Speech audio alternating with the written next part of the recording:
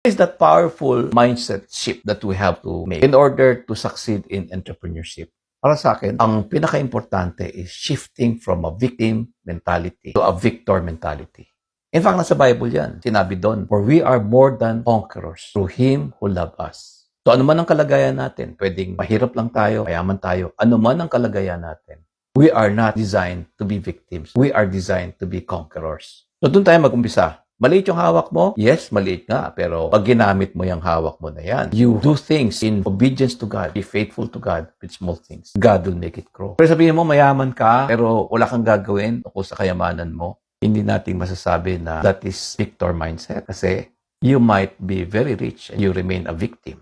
You are a victim of the riches that you have because you are rich. You're saying to yourself, you don't have to work. You don't have to create value. So, ang question is, at the end of your life, did you fulfill God's purpose for your life?